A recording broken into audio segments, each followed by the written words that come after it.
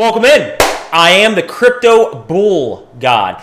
And in today's video, we're going to discuss why September is setting up to be a sinister month. And it's not exactly what you're thinking. So make sure that you pay attention closely. If you appreciate the content, make sure to hit the thumbs up button, drop me a comment. You got to click the bell icon for all notifications to know when I go live each and every single weekday for my daily TA live stream, taking your TA questions. It's called All in the Charts. Also, you need to know when videos like this go live, right? So you can find me on Twitter, YouTube, Instagram, and TradingView. It is one word, Crypto Bull God. Just a quick disclosure that none of what I'm sharing is financial advice. I'm simply looking to educate and to help others through logical, sensical, non-hype technical analysis. We are all big boys and big girls, so we can make our own personal financial decisions. With that being said, let's get into it. All right, guys, we're going to take a look at 4 charts here. Now, one of the things to keep in mind is, and this is really one of the most fundamental things you want to look for in any technical analyst that you follow. Are they humble? Do they acknowledge at points that they were incorrect with an assumption? And 2, are they nimble and flexible with the emerging price data, right? So where am I going with this? Well, as I've always said, timing is one of the hardest things to sort of derive within charting. But my expectations were, by this point, I had an large box drawn up here above 35.5. I felt that by this point, Bitcoin would be above 35.5 thousand, right? That hasn't happened, okay? So I was incorrect in assuming that by this point we would be above 35.5. Now, emerging price data has come in, so I'm really retooling my thought process in terms of where things could go in the shorter to intermediate time frame. And I want to stress, this does not change my perspective from the macro perspective. I do not believe the broader Elliott wave count is going to become invalidated. We would have to go down to $14,000 for that to happen. I do not see that occurring, okay? But with the bearish price action that we have been seeing the past several weeks, it certainly has made me lean much more heavily towards prices coming down to lower valuations, which we're going to get into now. So where could I see prices going and why? Let's take a look at the first chart here, which is Bitcoin on the weekly. As you can see, there are 2 things on this chart. We're not even going to take a look at any price indicators. We're going to focus on price action because price action is king. There are 2 things that are leading me to conclude that prices are going to more than likely be heading lower this month. First off, we have 3 now. 3 weekly candlesticks that have closed below the moving average. This thick red one, this indecisive candle here, and this bearish candlestick that formed here with a huge wick up here with buyer exhaustion and a thin red body here, okay? The more time we spend under this 200 simple moving average, the more likely it is that this moving average is going to act as resistance. Anytime we close below a moving average, you guys should know it's going to act as resistance. But now we've had 3 weekly candlesticks close under here. We haven't had the sharp recovery that the bulls were hoping for. So this is lending itself to a much more riskier scenario that we're going to continue trending down. Not to mention the fact that this weekly candlestick did not close as I had signaled on Twitter that I wanted to see. I wanted to see this close at or above where we opened, around 26,100. As it is, we closed out the week at 25,970. Okay, and you can see the red body as a result. This is a very bearish candlestick, and it indicates that there's a higher probability, no certainty, there's a higher probability that prices will continue to push down until we see some buyers step into the market with some volume and conviction to push this thing back up. So the weekly, I look at this chart and say, I'm not bullish on it until we start getting a candle body close above the 200 SMA. Right now, the 200 simple moving average is at 27,680. Now, on a recent video that I covered with you guys, this is one of the charts I looked at. This is the Williams alligator.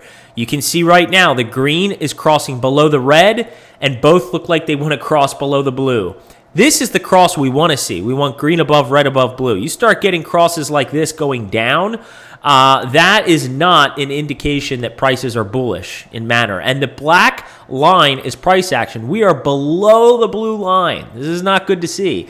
Again, this is, if you look at this history in the past, which we did in prior videos, you will see that once the price action like this begins to close below the blue, and you got these lines sloping down and wanting to negatively cross, you are significantly increasing the probabilities based on past data that we're going to see further downside. Again, I'm not expressing to you my emotions. I am reading to you the facts in the charts. We are unemotional, logical, and factual on this channel and basing our views on the empirical data.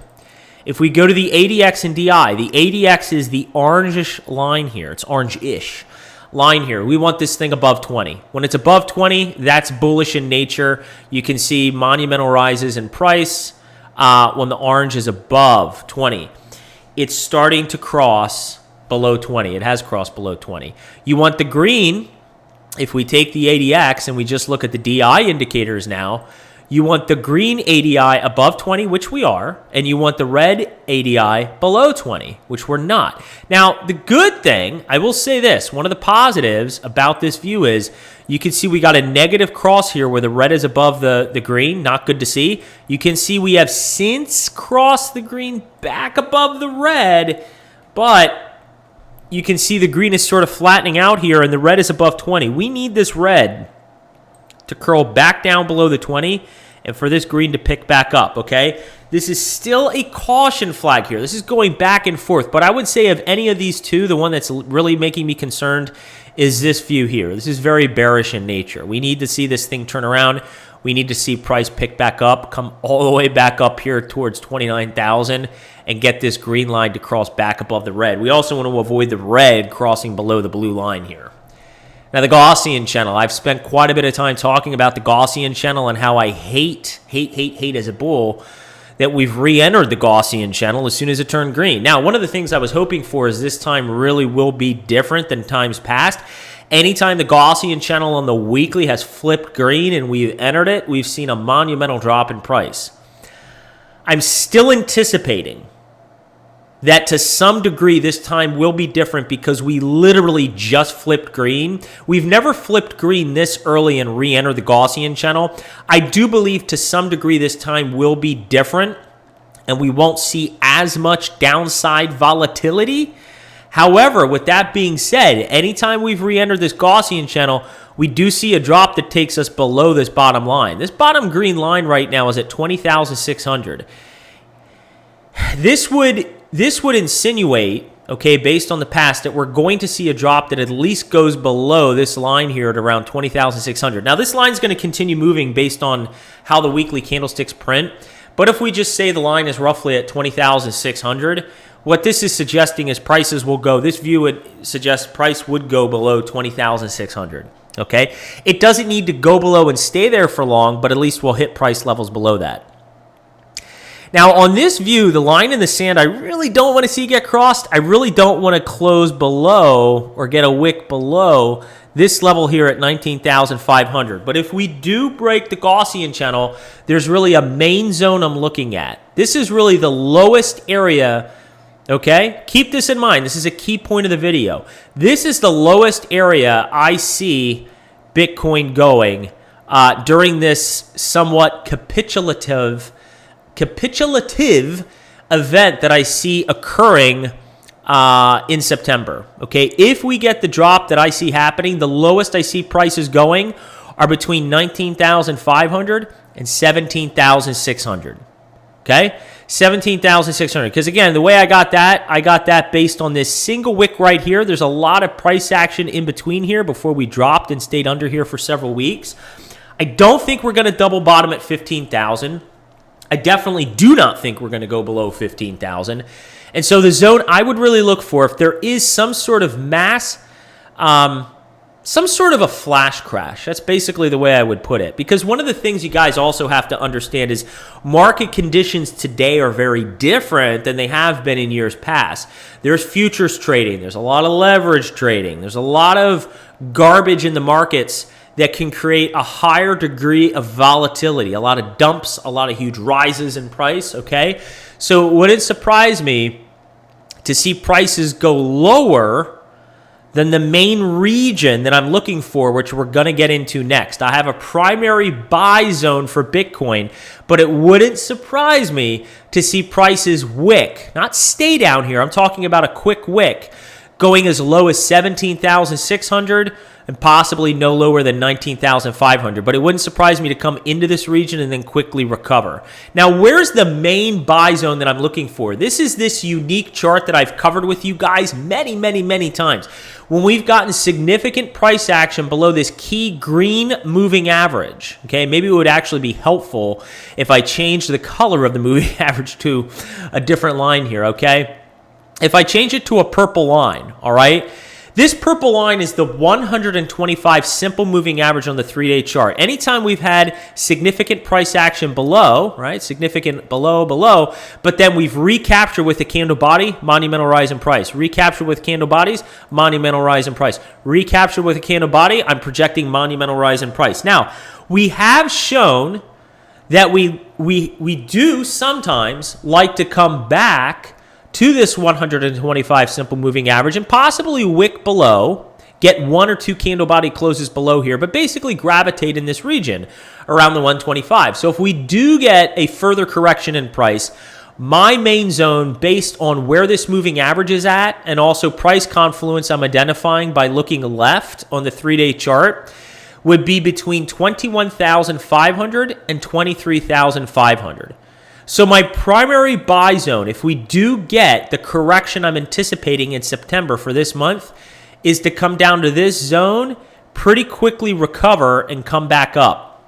Again, the lowest I see prices going as low as 19,500 all the way down to 17,600 and back up. Now, again, I'm not viewing, again, and I don't want this point to get lost, I'm not viewing the possibility being very strong that prices are going to come down, let's say they come down here, and just gravitating in this region for a long period of time. That is not what I'm viewing.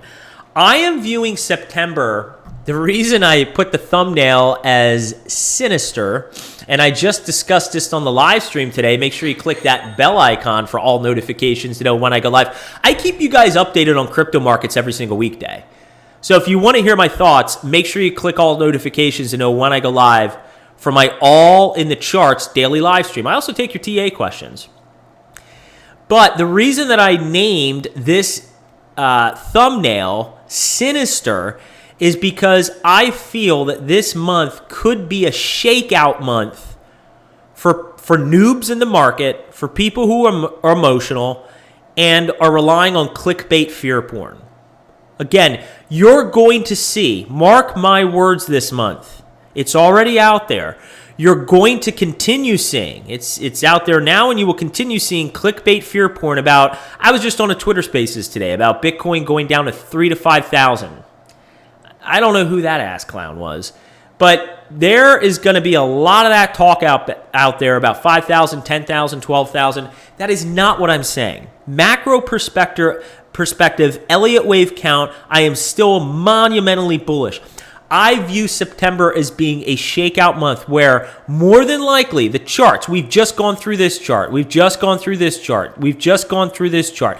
They're all warning signals telling us more downside is most likely imminent.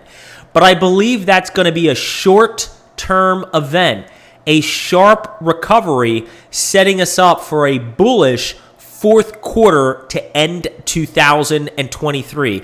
I would not be shocked. I would not be shocked to see Bitcoin well above 40,000 before the end of the year. Hard to believe right now, but I still view that as a very strong possibility. We're going to have to see how this month completes and see if we sort of get that V-shaped recovery in the month of September, that nice long wick down on the monthly candlestick, sharp recovery setting us up for a bullish fourth quarter of this year. If you appreciate the content, make sure to hit the thumbs up button, drop me a comment, click the bell icon for all notifications. You have to click all notifications. And until next time, everybody, let's all spread awareness and let's carry the education forward. So what you gonna do, $1 on Crypto Bull God and his crypto maniacs and the entire cryptocurrency market run wild on you?